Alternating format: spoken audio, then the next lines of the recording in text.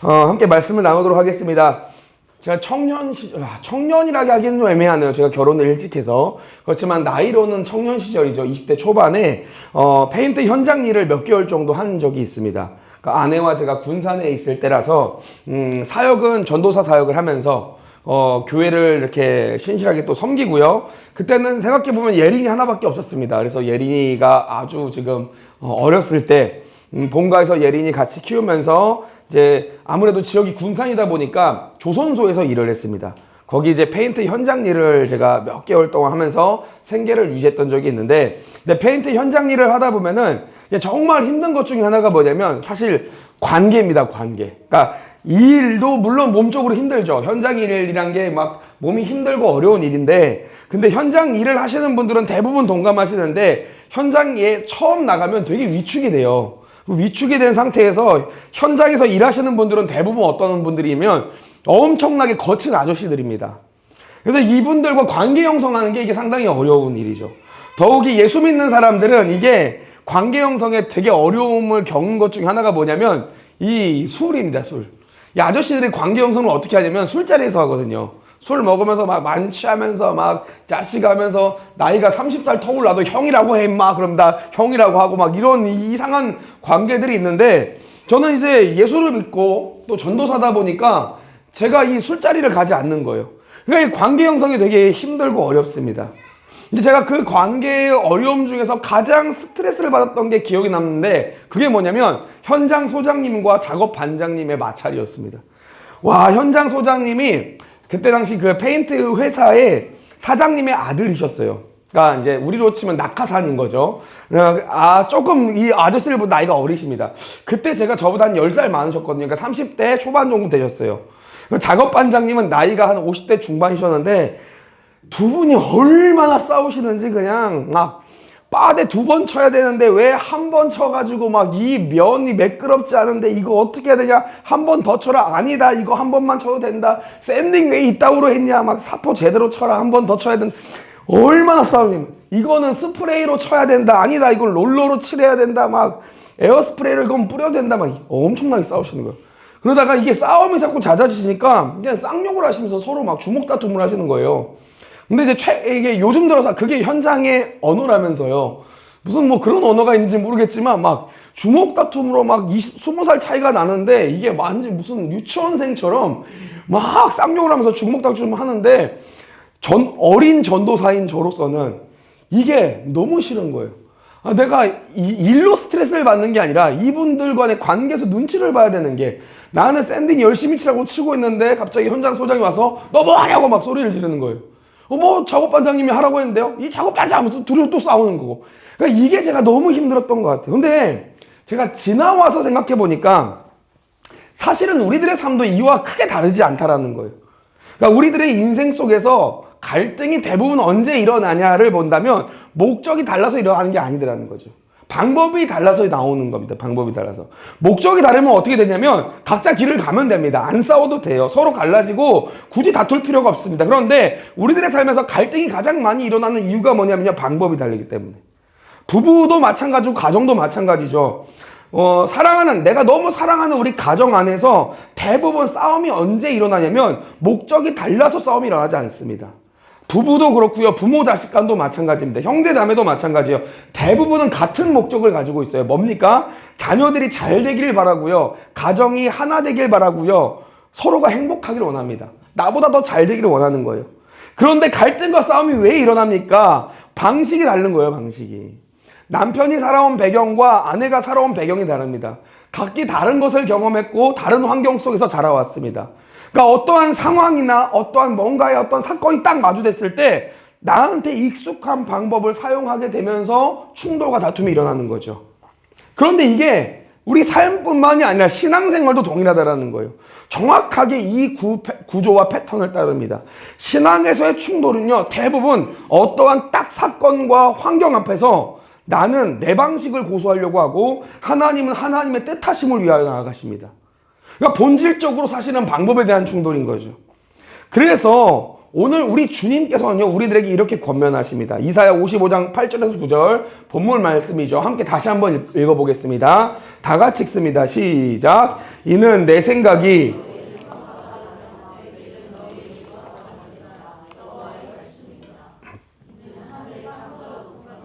내 길은 너희의 길보다 높으며 내 생각은 너희의 생각보다 높음이니라. 아멘.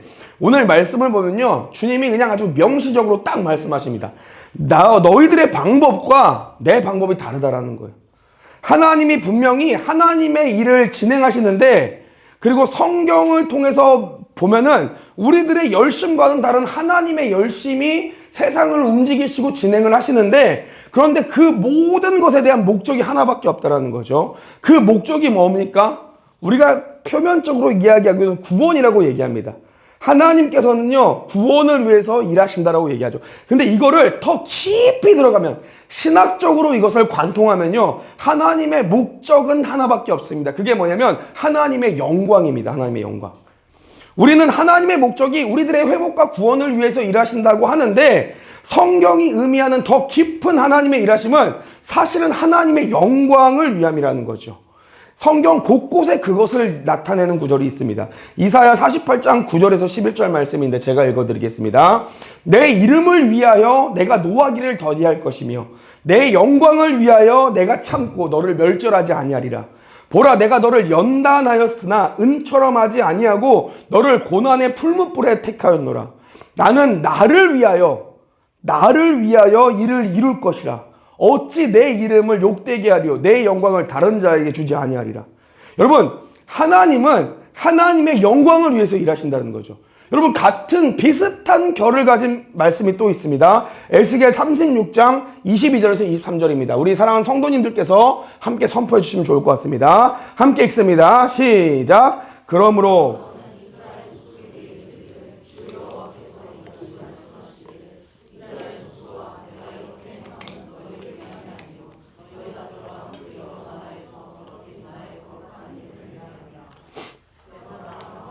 더럽혀진 이름 곧 너희가 그들 가운데서 더럽힌 나의 큰 이름을 내가 거룩하게 할지라. 내가 그들의 눈앞에서 너희로 말미암아 나의 거룩함을 나타내리니 내가 여호와인 줄을 여러 나라 사람이 알리라. 주 여호와의 말씀이니라. 아멘. 그러니까 하나님이 막 일하시고 열심을 내시는데 하나님의 궁극적인 목적이 뭡니까? 하나님은 하나님의 영광을 위해서 일하신다는 거죠. 이걸 신학적으로 Divine Self Glorification이라고 얘기합니다. 하나님의 자기 영광 추구. 그러니까 하나님의 자신의 영광을 드러내심이라고 얘기합니다. 그러니까 하나님의 목적과 일하심의 모든 것이, 심지어 우리들의 구원과 회복조차도 사실은 궁극적으로 하나님의 영광을 드러내기 위함인 것이죠. 그럼 물어봅니다. 그럼 우리가 대체 왜 내 방식이 아니라 하나님의 방식대로 살아야 됩니까? 내 방식이 아니라 약간은 뭔가 하나님의 영광을 위해서만 살려고 하니까 뭔가 우리들이 생각할 때는 하나님이 좀 이기적인 분 같고, 왜 우리는 그럼 하나님의 뜻을 따라야 됩니까? 라고 얘기를 한다면 이유는 분명하죠. 하나님만이 절대 신성, 그러니까 하나님만이 절대 선이고 하나님만이 절대 의시고 하나님만이 완전 무결하시기 때문입니다. 편하게 설명하면 무엇을 이야기합니까? 우리가 행복하고 싶다면, 우리가 진짜 선을 행하고 싶다면, 우리가 우리들의 삶에 충만하고 완전하고 싶다면 사실은 하나님을 따라야만 우리가 비로소 선함으로 나아갈 수 있다는 거죠. 하나님을 따라야만 진짜 우리가 행복할 수 있다는 거죠. 하나님을 따라야만 우리가 회복이 임한다는 겁니다. 그러니까 방식의 충돌 앞에서, 방법의 충돌 속에서 우리가 진짜 행복해진 걸음이 있는데, 그게 뭐냐면 우리 가정이 온전해지고 싶고, 내가 내 삶에서 온전해지고 싶고, 삶의 회복이 일어나고 다시 삶이 세워지는 궁극적인 길은 우리가 내 방식이 아니라 하나님의 방법을 선택한다는 거죠. 그러면 물어봅니다. 뭐가 하나님의 방법입니까? 하나님의 방법이 우리 가운데 제시된 것들이 무엇입니까? 성경을 보면은 하나님께서 일하시는 방식이 사람의 방식과는 다르다는 것이 분명하게 나타나는데, 그 하나님의 방식이 사람과 다르다는 것을 정확하게 이렇게 관통하면서 우리 가운데 소개하는 세 가지의 큰 방식이 있습니다. 첫 번째가 뭐냐면요, 사람은 외모를 보지만 하나님은 중심을 보신다는 거예요. 성경을 한번 읽어보겠습니다. 사무엘상 16장 7절 말씀입니다. 우리 다 같이 한번 읽어보겠습니다. 함께 읽습니다. 시작. 여호와께서 사무엘에게 이르시되 그의 용모와 키를 보지 말라.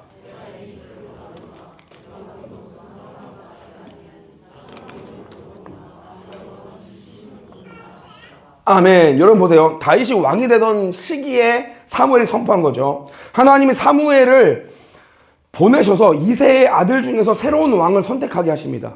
근데 사무엘이 누구에게 집중합니까? 맏형 엘리압에게 집중합니다. 그러니까 사무엘 정도 되는 선지자도 결국에 뭘 보냐면 외모를 본 거예요.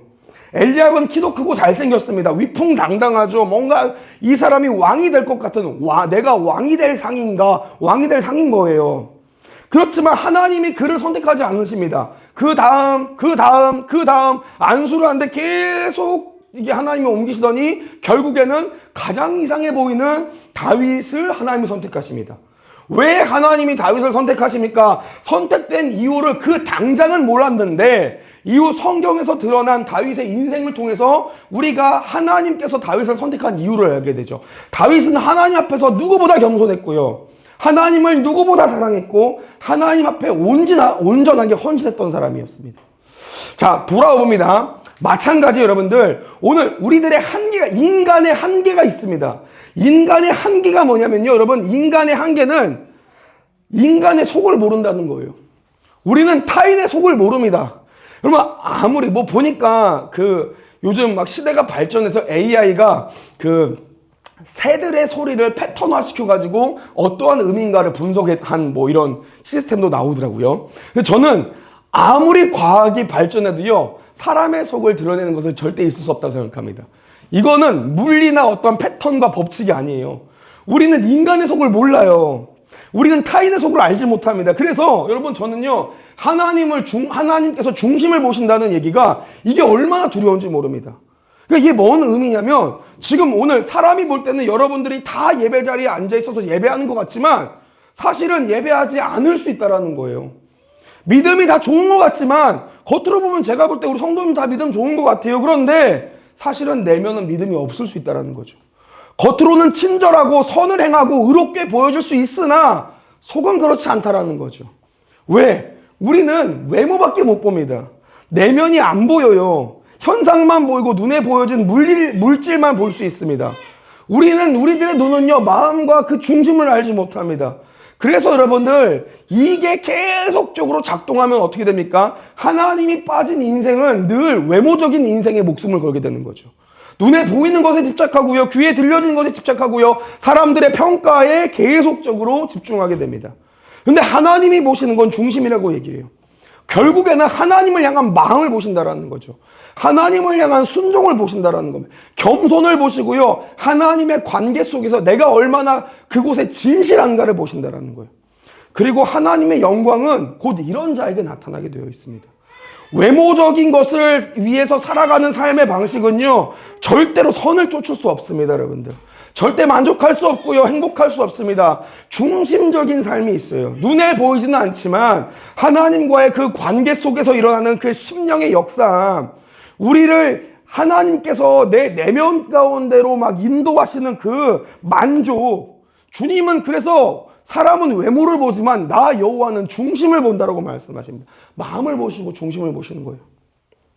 제가 예전에 막 이렇게 함께 막 이런 그 온라인 컨퍼런스 같은 것을 우리 다른 선교팀들과 함께 했을 때 한 선교사님이 저한테 메일을 보내주셨어요. 그러니까 이런 컨퍼런스를 열어주셔서 너무 감사합니다. 요는 뭐냐면, 제가 아프가니스탄에 선교사로 왔는데 예배할 곳이 없는데 이렇게 인터넷으로 예배할 수 있어서 너무 감사합니다. 요런 메일이었습니다. 근데 제가 제 마음에 너무 절절했던 게, 이 선교사님이 여자 선교사님이고 싱글 선교사님인데 아프가니스탄에 선교하러 홀로 왔는데 15년 동안 아무 사역을 못하고 있다는 거예요. 사역의 길이 아무것도 열리지 않는데요. 내가 사역한 순간 하나님의 영광의 이름이 훼손되고 내가 죽임을 당하는 그러한 상황 가운데 할 수 있는 게 아무것도 없으니까 그러니까 자기도 답답한 거예요. 사역을 하고 막 열심히 막 선교로 활동을 하고 싶은데 아프가니스탄에서 할 수 있는 게 아무것도 없다는 거예요. 그래서 하나님한테 얼마나 죄송한지, 자기가 너무나도 막 뭐라고 해야 돼? 내가 너무나도 무능력하게 느껴지고, 내가 선교를 온 게 과연 나 같은 놈이 온 게 맞을까? 막 이런 걱정과 고민 가운데 하나님 앞에서 이런 이제 온라인 컨퍼런스 한다고 컨퍼런스를 하는데 불 다 끄고 커튼 닫히고 몰래 혼자 인터넷으로 예배하는 거예요. 몰래 예배하는데 하나님이 그런 마음을 주셨대요. 하나님께서 뭐라고 얘기하셨냐면 이 선교사님한테 15년 동안 너는 나에게 충실히 사역을 감당하고 있다는 마음을 주셨다는 거예요. 누구보다 너는 나한테 귀한 사역을 감당하고 있다는 마음을 주셨대요. 왜냐하면 너의 마음의 중심이 15년 동안 한 번도 내게서 떠난 적이 없다. 이 땅에서 떠난 적이 없다라는 거예요. 저는 제가 그것을 딱 보면서 어떠한 마음이 들냐면 사람은 외모를 봅니다. 근데 하나님은 중심을 보시는 거예요. 여러분 사람은 외형을 봅니다. 하나님은 중심을 보시는 거예요. 여러분 이게 하나님의 방식과 사람의 방식의 다름입니다. 우리가 겉으로 뭐 많은 걸 하고 있는 것 같지만 여러분 아무것도 못해도 우리들의 마음의 중심이 주님께 서 있으면요 하나님은 그것을 기뻐하시는 주님이십니다. 두 번째 사람의 방식과 다른 하나님의 방식은 뭐냐면 성경이 이렇게 등장합니다. 사람은 강한 것을 선택하지만 하나님은 약한 것을 선택하신다는 거죠. 말씀 한번 읽어보겠습니다. 고린도전서 1장 27절에서 29절 말씀입니다. 우리 다 같이 한번 읽어보겠습니다. 함께 읽습니다. 시작. 그러나 하나님께서 세상에 미련한 것들을 택하사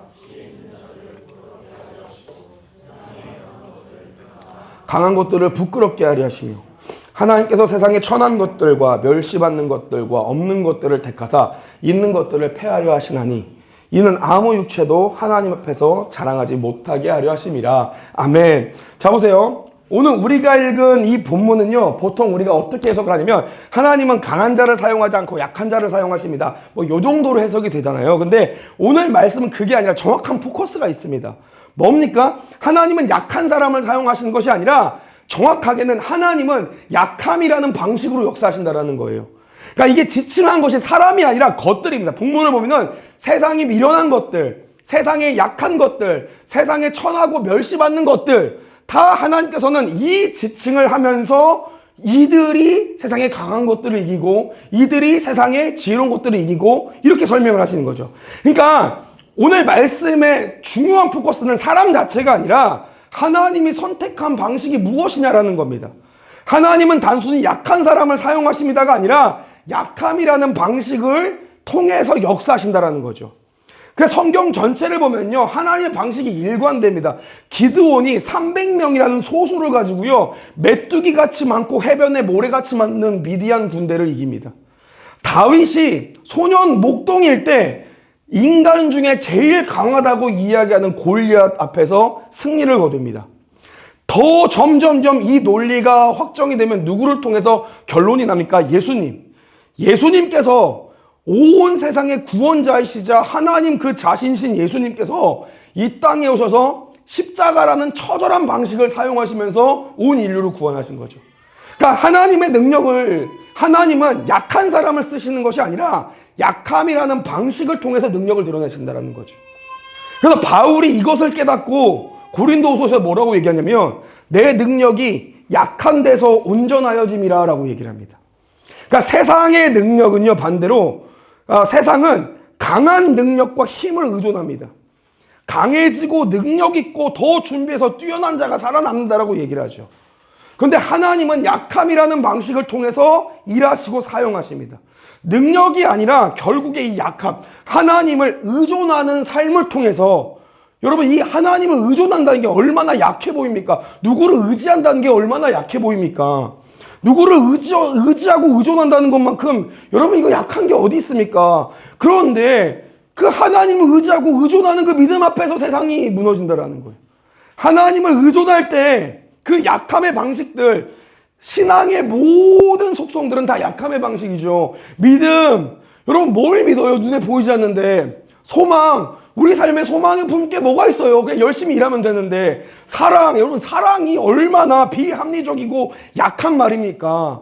미련해 보이는 말입니까? 무슨 사랑에서 인내를 합니까? 인내가 아니라 결단을 해야죠. 능력이 있으려면. 그런데 결국에는 이 모든 것들 앞에서 지혜 있는 자들이 부끄러워지고요. 강한 자들이 부끄러워지고 이 것들 속에서 있는 것들이 폐허해지는 거룩한 방식이 있다라는 거예요, 여러분들.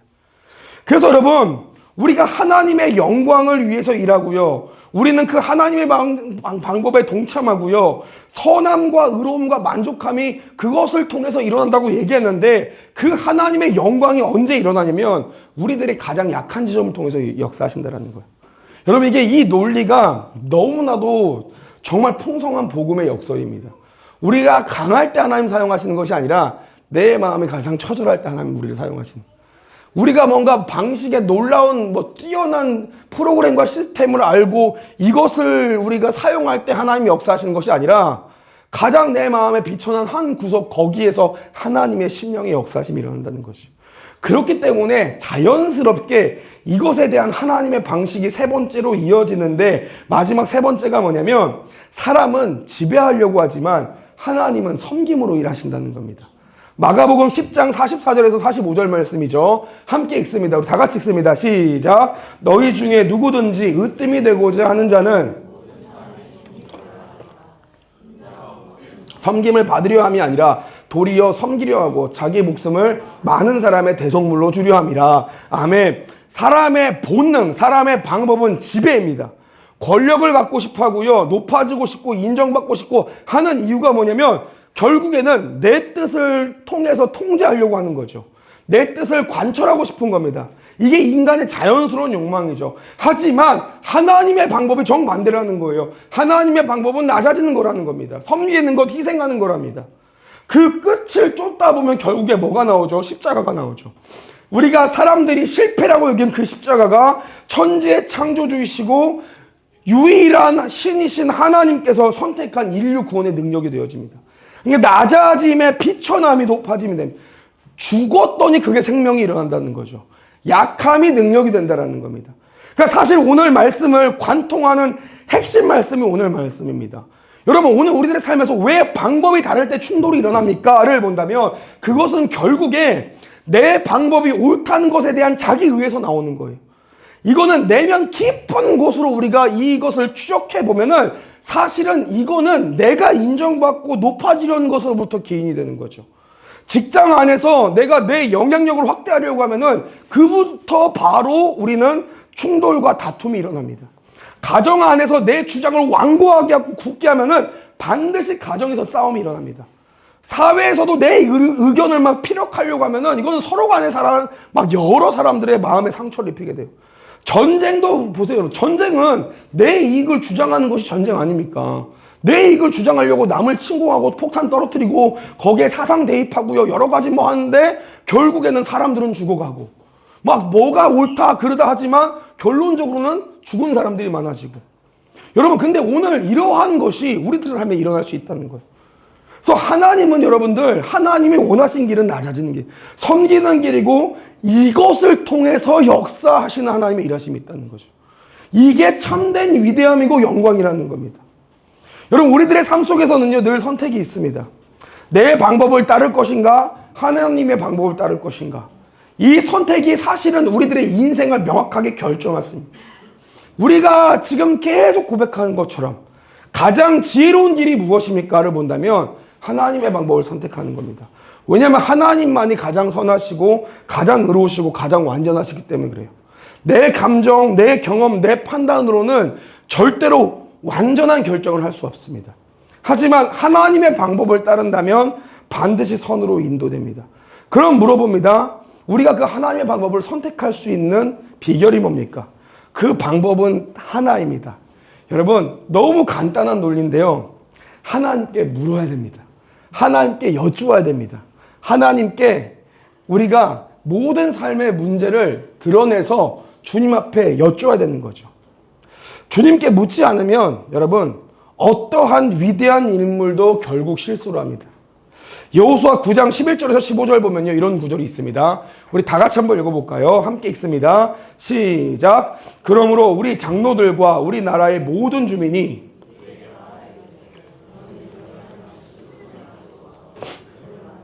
그들에게 이르기를 우리는 당신들의 종이니 이제 우리와 조약을 맺읍시다 하라 하였나이다. 우리의 이 떡은 우리가 당신들에게로 오려고 떠났던 날에 우리들의 집에서 아직도 뜨거운 것을 양식으로 가지고 왔으나 보소서 이제 말랐고 곰팡이가 났으며 또 우리가 포도주를 담은 이 가죽 부대도 새 것이었으나 찢어지게 되었으며 우리의 이 옷도 신도 여행이 매우 길었으므로 낡아졌나이다 한지라. 우리가 그들의 양식을 취하고는 어떻게 할지를 여호와께 묻지 아니하고 여호수아가 곧 그들과 화친하여 그들을 살리리라는 조약을 맺고 회중 족장들이 그들에게 맹세하였더라. 아멘. 어떤 상황이냐면 이스라엘이 가나안 정복 초기에 기브온 사람들이 와가지고요, 자기도, 왜냐면 이스라엘 사람들이 막 가나안 사람들 그 굳건한 장박들을 다 허물고요, 하나님의 막 엄청난 일하심으로 정복을 계속 해나가니까 기브온 사람들이 무서워가지고요, 와가지고 뭐라고 하냐면 우리도 이스라엘 당신들의 동맹국입니다라고 거짓 주장합니다. 근데 이스라엘 지도자들이 그것을 보는 결정적인 핵심 증거가 뭐였냐면, 오랜 시간 떠나왔는데 빵을 막 구워왔는데 빵이 오랜 시간 오다 보니까 곰팡이가 났고 다 신발이 헤어져서 온 그것들을 보면서 동맹을 맺습니다. 나중에 봤더니 그게 거짓말인 거예요. 그런데 이미 늦은 일이 되어버립니다. 이게 심각한 문제를 낳는데요, 이 결정은 이스라엘 역사 속에서 너무나도 오랜 고통을 남습니다. 첫째로 공동체 안에 불신이 생겨버립니다. 나중에 기브온 사람들이 거짓말한 것이 드러나서요, 백성들이 누구를 원망하냐면 지도자들을 원망하기 시작합니다. 너네 왜 거짓말을 속았냐고 지도자들을 막, 공동체가 막 힘들어지는 거예요. 두 번째, 가나안 정복의 전략 자체가 흔들려 버립니다. 하나님은 가나안 민족과 언약을 맺지 말라고 얘기하셨는데 이미 조약을 맺어버린 상태이기 때문에 기브온을 향해서 공격을 못하는 거죠. 더 놀라운 건요, 여러분들, 이게 수백 년 뒤까지 이어집니다. 사람은 그냥 사람의 약속은 잊혀지는 줄 알았는데 하나님은 이 약속을 잊지 않으신 거예요. 사무엘하 21장을 보면요, 다윗 시대에 이스라엘의 백성 가운데 3년 동안 기근이 발생합니다. 근데 다윗이 하나님께 물어봐요. 하나님, 왜 우리의 땅에 이러한 기근이 일어납니까? 라고 얘기하니까 하나님이 뭐라고 얘기하냐면, 너희들의 사울이 기브온 사람 죽였기 때문에 내가 3년 동안 기근을 너에게 허락한다. 뭐냐면 여호수아 시대에 맺었던 그 언약의 효력이 300년이 지나도 있었던 거예요. 그러니까 여러분, 우리들의 고통의 원점이 뭡니까를 보는 겁니다. 이러한 일들이 발생된 이유가 뭡니까? 성경은 딱 한 가지를 꼽습니다. 뭡니까? 무리가 그들의 양식을 취하고는 어떻게 할지를 여호와께 묻지 아니하고. 여러분, 우리들의 고통의 대부분이 이거 한 가지입니다. 여호와께 묻지 아니하고. 말씀을 좀 우리가 정리하도록 하겠습니다. 오늘 우리들의 삶에서 하나님의 방식을 우리가 따르고 싶습니다. 그러면 여호와께 물어보셔야 됩니다. 여호와께 묻지 않고 내 감정을 다 드러내는 것은, 여러분, 이거는 심각한 언제까지 우리가 알 수 없는 고통과 어떠한 상처로 남을 수 있습니다. 여호와께 묻지 않고 방법을 어떠한 사용하는 것은요, 하나님과 완전히 위배된 길로 갈 수 있습니다. 우리는 세상을 이길 수 없어요. 우리는 세상을 뭔가 우리들의 전략과 어떠한 핵심 가치로 뚫어낼 수 없습니다. 결국에는 하나님의 방법을 사용해야 우리들의 삶의 회복이 일어나는데, 그러려면 여호와께 물어야 된다는 거예요. 여러분, 여호수아 같은 신앙의 위대한 위인도요, 여호와께 묻지 않으니 300년이 지난 그 시기까지 그 일 하나로 고통받고 힘들어합니다. 오늘 우리들의 인생도 마찬가지예요. 여러분, 여호와께 물어보셔야 됩니다. 무엇이 하나님의 방법이십니까? 성경에 게시된 이 하나님의 방법이 내 삶에서도 진짜 적용됩니까? 하나님, 이것이 내가 따라야 될 길입니까? 여호와께 묻는 겁니다. 주님, 내가 화가 나는데 이 화나는 것을 내도 됩니까? 여호와께 물으셔야 됩니다. 하나님, 내 기분이 이런 것이 과연 무엇 때문에 그렇습니까? 여호와께 물어보셔야 됩니다, 여러분들. 내가 이렇게 말하는 것이 옳습니까? 여호와께 물어보셔야 되는 거예요. 여호와께 묻지 아니하고는요, 우리는 하나님의 방법을 따를 길이 없습니다. 우리들의 모든 삶에서 우리가 하나님의 방법대로 사용되어지길 소망합니다. 우리들의 삶에서 가장 선하고 가장 완전하고 가장 행복된 길은 주님의 방법을 따르는 길입니다. 그러려면 우리가 원초적으로 돌아와서 주님께 물어보셔야 됩니다. 삶의 모든 부분에서 순간마다 우리가 주님께 긴밀하게 여쭙고, 하나님의 방법처럼, 주님은 사람은 외형을 보지만 하나님은 중심을 보신다 하셨으니, 사람은 강한 것을 쫓지만 하나님은 약한 것을 통해 일한다 하셨으니, 사람은 지배하려고 하지만 하나님은 섬기는 것이 방법이라 하셨으니, 우리가 그 방법대로 따르길 소망합니다. 우리들의 삶에서 결단하시길 소망합니다. 아멘.